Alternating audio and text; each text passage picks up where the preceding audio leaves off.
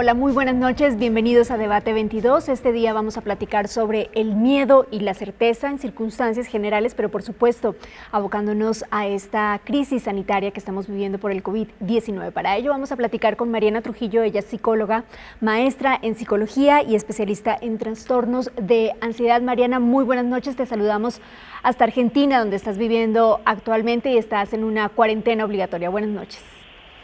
Buenas noches, Julie. Con el gusto de saludarlos a todos. Y sí, estamos acá, ¿no? Cumpliendo con la cuarentena de forma convencida, ¿no? De que es parte de lo que nos va a mantener a salvo del coronavirus. Mariana, lo dices bien, es una decisión que se toma porque se tiene que tomar independientemente de o a pesar, mejor, de las consecuencias económicas. Sin embargo, ha traído muchas reacciones con emociones negativas. No solamente se produce preocupación, incertidumbre, sino que se llega al miedo y a la ansiedad. ¿Cómo entender el miedo en una circunstancia como la que estamos viviendo? Julie, el miedo en este momento, en esta ocasión, en esta situación del COVID-19 es una reacción completamente sana, ¿no? En realidad es que tengamos miedo es necesario para que nos pongamos a salvo, para que nos alejemos de eso que nos pone en peligro, porque básicamente el miedo es una respuesta de sobrevivencia que nos permite alejarnos de los miedos, nos permite alejarnos de los riesgos, de aquellos peligros que pueden dañar nuestra salud, nuestra integridad, nuestra salud. Y bueno, básicamente la respuesta sana es ponernos a salvo. Y ponernos a salvo implica en este momento es quedarnos en casa. Por eso lo decía que de forma convencida estoy guardando la cuarentena, porque es la única forma que yo en este momento puedo ponerme a salvo de no contagiarme, de no ser un agente que contagia también de una persona que transmite el virus. Y bueno, eso me pone a salvo a mí y pone a salvo a todo mi entorno, ¿no? A mi familia, a la gente donde vivo y bueno, en esta casa al mundo entero que estamos viviendo ahora esta situación. Mariana, entonces, esto significa, perdóname, que hay un punto en el que el miedo es útil, es decir, cómo identificar en qué circunstancias el miedo es racional y te pone a salvo y en qué circunstancias el miedo es irracional. ¿Cómo identificar que yo ya lo que estoy sintiendo no me permite ponerme a salvo, sino que al contrario, me estoy poniendo en riesgo mi salud en otros términos que no tengan que ver necesariamente por la causa que origina justamente ese miedo? Bueno, básicamente en ese sentido, Julie, ahora nos están planteando que la forma de podernos poner a salvo del riesgo a contagiarnos es quedarnos en casa. Y bueno, ¿no? Mientras yo me quede en casa, estoy a salvo.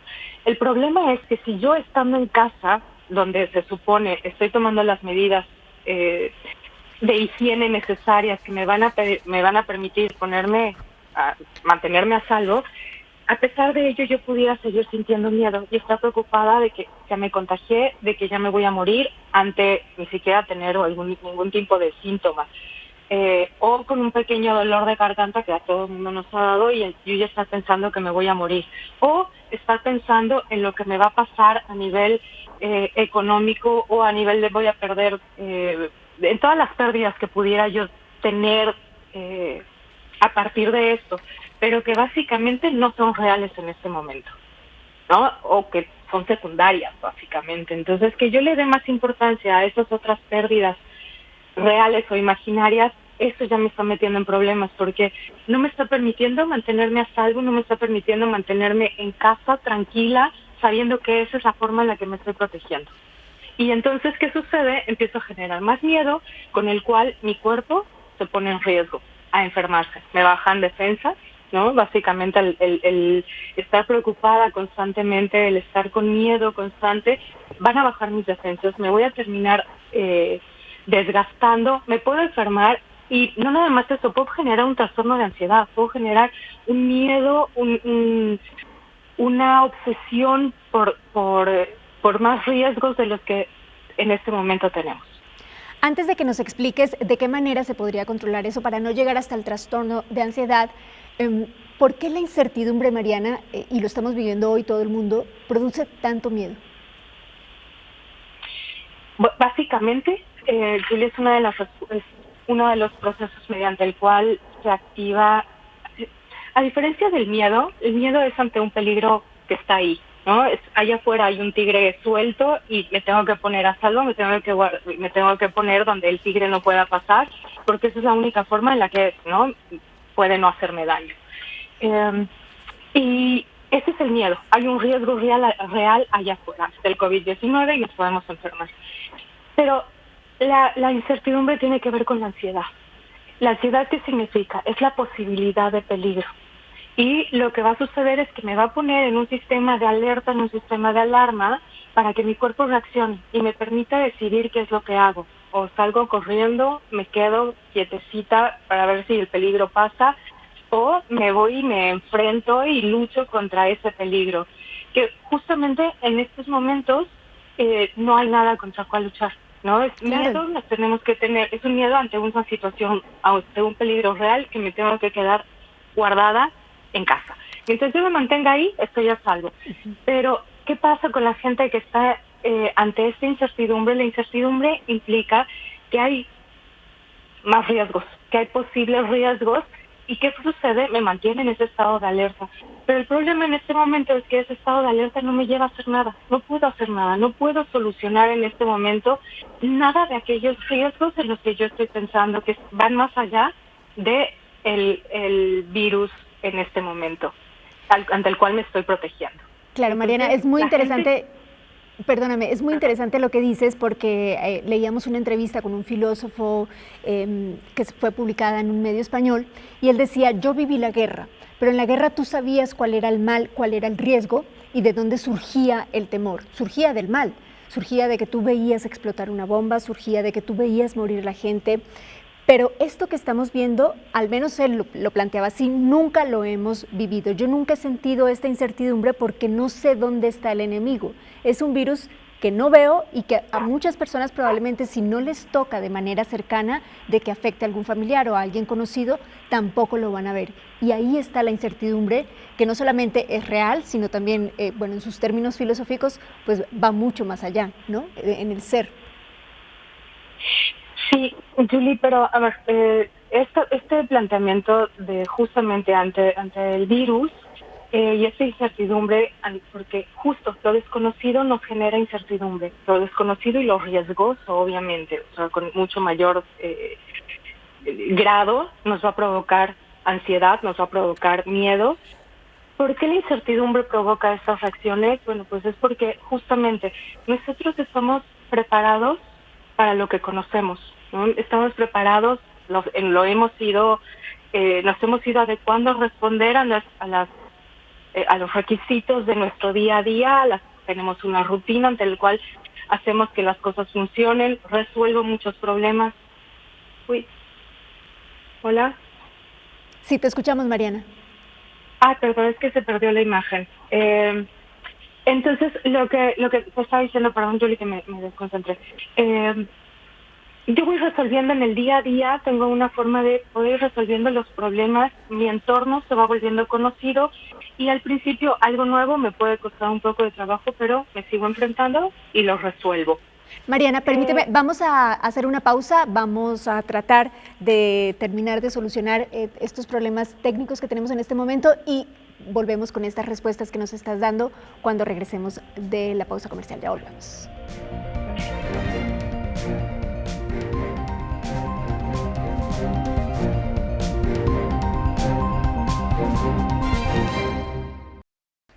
Continuamos en Debate 22, gracias por acompañarnos esta noche. Estamos platicando este día sobre el miedo y la certeza y estamos hablando sobre este tema con Mariana Trujillo. Ella es psicóloga, se encuentra en este momento en Argentina. Mariana, buenas noches. Te planteaba hace un momento una pregunta en donde un filósofo decía, yo viví la guerra, pero sabía dónde estaba la fuente del miedo y era el mal que yo veía todos los días. Sin embargo, con esta contingencia, esta crisis de salud mundial, no puedo ver dónde está, por llamarlo así, el enemigo. Y eso produce mucho más incertidumbre. Lo planteaba él en esos términos. Tú estabas opinando o haciendo tu propio planteamiento. Te decía, Julie, que básicamente la incertidumbre es parte de nuestro sistema de poder funcionar ante las cosas desconocidas. Siempre que nos vamos a presentar, que nos estamos viviendo ante una situación nueva, incierta, o que no es como yo creo que debería de ser, o es diferente a lo que yo conocía, forzosamente voy a empezar a generar una serie de reacciones, llámese miedo o llámese ansiedad. ¿Por qué la incertidumbre? ¿Por qué me genera ese miedo? ¿Por qué me genera esa respuesta? Es porque hay un riesgo allá afuera donde las cosas a las que yo estaba habituado ya no están y no sé qué va a pasar. Y básicamente los seres humanos necesitamos una sensación o una idea de que controlamos ese entorno, que controlamos nuestra vida, pero ahora este virus no nos permite tener esa idea de control. ¿Por qué? Porque nos quitó el medio en el que vivíamos, ¿no? Vamos a tener y tuvimos que cambiar todo porque hay un virus que está allá afuera y que nos puede dañar. No lo vemos, no sabemos en qué momento se contagia, entonces no puedo huir de él viéndolo. Básicamente nosotros respondemos ante estímulos visuales, es nuestro sentido más fuerte, pero da la casualidad que en este momento ese peligro, ese riesgo, ese ente que nos puede dañar, no lo veo. No Si lo la veo y puede estar amenaza en no es cualquier visible. parte. La amenaza no es visible, entonces puede venir por cualquier lado. ¿Y qué significa? Bueno, que no me puedo defender. Básicamente, por eso la respuesta a incertidumbre va generando tanto miedo, va generando frustración, va generando enojo, porque ante quién me defiendo, cómo me defiendo, me deja vulnerable a ese riesgo y entonces se vuelve más grande de lo que puede ser. ¿Por qué? Porque no lo veo, ¿no? Mariana, Y esa no visibilidad afecta. Bien. sí, Mariana, ¿de qué manera nos ponemos en un lugar seguro? Es decir, ¿cómo no permitimos llegar hasta el trastorno de ansiedad en donde la gente ya se le complica regresar y, digamos, estar en una etapa saludable, sino enfrentar esta contingencia de manera sana mentalmente también para que no pase lo que tú nos decías hace un momento, que bajan las defensas y entonces sí poder ser vulnerable al COVID o a cualquier otra enfermedad? ¿De qué manera nos ponemos de forma más rápida que tardada, seguros y a salvo de esta ansiedad y de esta, no de la incertidumbre, porque la incertidumbre está, pero sí no llegar a la ansiedad? Bueno, básicamente lo que yo puedo recomendar es hacer caso a las autoridades, a la gente que sabe, porque ellos lo ven, ellos tienen mayor imagen de lo que es el COVID y ellos pueden decirnos cuáles son las medidas necesarias para ponernos a salvo. Entonces, ¿qué tenemos que hacer? Es creer a la gente, creer en este caso a las autoridades, a la gente que está en el área de salud y nos está diciendo cómo enfrentar a ese enemigo que está allá afuera. O que puede entrar a nuestras casas, pero podemos eliminarlo si nos lavamos las manos, si nos ponemos alcohol y nos desinfectamos, si no tocamos ciertas cosas, si tenemos todos estos procedimientos de higiene, ese enemigo que aunque pueda entrar a casa, lo puedo eliminar. Entonces, básicamente lo que tenemos que hacer es poder poner atención en las recomendaciones que están dando la Secretaría de Salud, la OMS, no un tanto China que ya ha tenido ya ha tenido esta evidencia y pudo detectar cuáles son los elementos que nos ponen a salvo. Y bueno, ¿qué tengo que hacer? Es creer que hay un riesgo allá afuera y que me tengo que poner a salvo y las medidas que se tienen que tomar, llevarlas a cabo. Eso básicamente, como primer punto, Julie. Y después empezar a ver que si mi cabeza empieza a plantearme más riesgos, más miedos de otra serie de situaciones, básicamente las tengo que aterrizar. No a todos esos riesgos les tengo que hacer caso. Voy a poner un ejemplo. ¿Qué voy a hacer si se me acaba la comida? ¿No? Bueno, tengo que empezar a pensar en soluciones. ¿Cómo puedo distribuir cómo puedo racionar mi alimento? ¿Cómo puedo hacerme de medicinas en caso de que necesite? Tenemos que buscar, a cada problema tenemos que ir planteando alternativas de cómo poderlo solucionar. Con cuestiones reales, con las cuestiones actuales que en este momento puedo o sea, que se pueden solucionar. ¿Qué va a pasar con la economía del país, no, cuando todo esto termine? ¿Qué va a suceder si quiebra la empresa donde trabajo? ¿Qué va a suceder? En este momento no nos sirve. Eso no nos sirve porque lo único que va a suceder es que me va a angustiar y es algo en lo que yo no puedo hacer nada. ¿Qué tendrá que pasar? Bueno, las autoridades en México, el gobierno tendrá que tomar toda la serie de decisiones y ayudas que se puedan dar y poder restablecer las cosas que se puedan restablecer.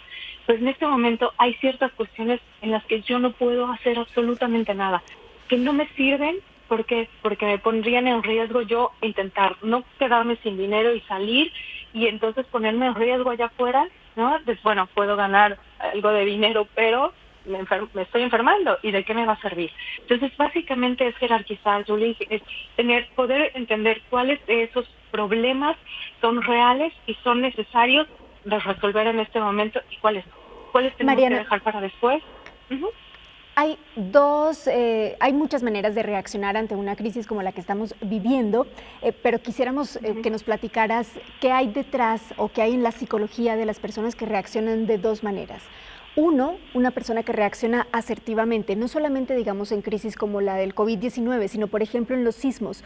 Lo hemos visto como hay personas que saben qué se debe hacer, si se puede avanzar o no se puede avanzar, dónde es un lugar seguro, que toma decisiones en un momento como ese y que ayudan a las demás personas que no somos capaces de tomar ninguna decisión en un momento de shock. Y hay otra reacción que nos interesa y es la reacción de quien dice, no, pues esto yo tengo que comer, es muy difícil que me llegue a mí, yo no he viajado, ni siquiera me monto en aviones, no me va a pasar nada. Es como una indiferencia en donde esa persona se siente demasiado segura y sin embargo creemos que hay algo que esconde su mente, son tal vez otros temores, porque sigue haciendo cosas que ponen en riesgo a otras personas y a esa misma persona. Bueno, a ver, Julie, a ver si me puedo dar a entender. Estas dos formas ante un peligro, en este caso, ¿no? El virus, o ante cualquier peligro, lo que tú me preguntabas en relación a la gente que sabe responder ante un sismo, básicamente me habla de dos cosas. Una es que ha sido una persona o que tuvo una experiencia de sismos y aprendió, ¿no? Básicamente aprendió qué se tiene que hacer o qué no se tiene que hacer, ya sea que haya vivido o no, o haya estado en un simulacro y puso atención.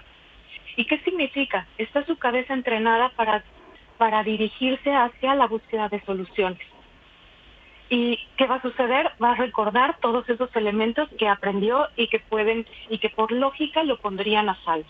Básicamente es, más que generar una respuesta de mucha angustia o de mucho miedo, se controla,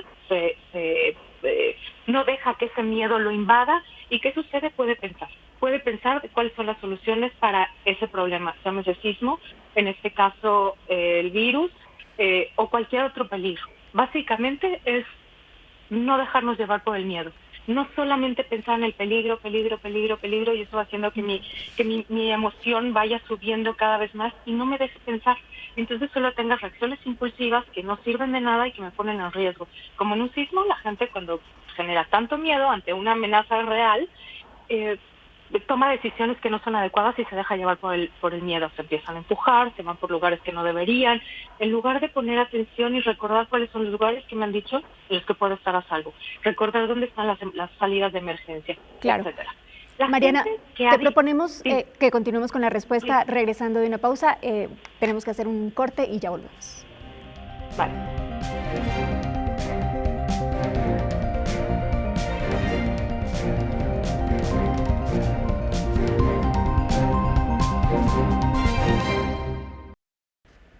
Continuamos en Debate 22 platicando sobre el miedo y la certeza con Mariana Trujillo. Ella es psicóloga. Mariana, nos decías que una persona que reacciona asertivamente en una situación de crisis como la que estamos viviendo o por ejemplo en un sismo es porque o tiene la experiencia o está entrenada para reaccionar así. ¿Y por qué una persona reacciona de manera indiferente? ¿Qué hay en la psicología de la mente de esa persona?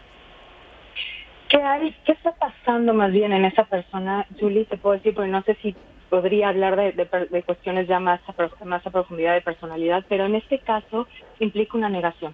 Implica una negación donde no está aceptando la situación, donde está poniéndose en una postura de riesgo, obviamente al no ser consciente y no aceptar lo que está sucediendo. Esto pasa en muchos momentos cuando estamos viviendo en un duelo también. Un duelo implica la pérdida de una vida que teníamos antes. Y hay mucha gente que no quiere aceptarlo, que le cuesta mucho trabajo. Implica justamente que nos estamos enfrentando ante un peligro y no quiere verlo. ¿Por qué? Porque la gente se angustia. Entonces es más fácil decir, no me va a pasar nada, porque si llego a considerarlo, puede ser que me invada la ansiedad, me invada el miedo y pueda no resolverlo, o es algo que no quiero sentir. Entonces, malamente prefiero ponerme en riesgo en lugar de tomar las acciones necesarias para poder salvarme, aunque impliquen ansiedad, incomodidad, esfuerzo y todo lo que implicaría. Mariana, ¿cuál crees que sea la huella psicológica que deje el COVID-19, esta crisis sanitaria, o cuáles crees que sean las huellas psicológicas que deje esta contingencia? Hay varias, Julie. Yo creo que nos vamos a topar con que la gente va a quedarse con muchos temores justamente de peligros invisibles, de peligros, de una serie de riesgos, porque básicamente nuestra vida va a cambiar un poco, ¿no? A partir de esto va a cambiar tanto a nivel de las cosas que tengamos que hacer, a nivel de higiene, si podemos tener nuevamente cierto tipo de libertades que teníamos antes, también como cuestión económica. Entonces, ¿qué es lo que puede dejar? Bueno, puede dejar un desgaste terrible, gente angustiada, gente con mucho miedo, gente deprimida. Esos son los riesgos. ¿Por qué? Porque es muy fácil dejarnos llevar por tanta emoción que estamos viviendo en estos momentos. Es una situación bastante fuerte donde tenemos un riesgo de podernos enfermar y una serie de riesgos donde a los que me estoy enfrentando a futuro o que me puedo enfrentar, así como lo difícil que es quedarnos en casa, enfrentarnos a nuestra dinámica y a la convivencia sin distractores, porque en este momento justamente no hay muchos distractores. La convivencia es todo el tiempo, estar en un lugar donde voy a convivir con mis hijos, con mi esposo, y ¿qué va a suceder? Bueno, voy a lidiar con sus emociones, con su miedo, con su frustración, con su enojo, con su angustia y con el temor hacia el futuro también.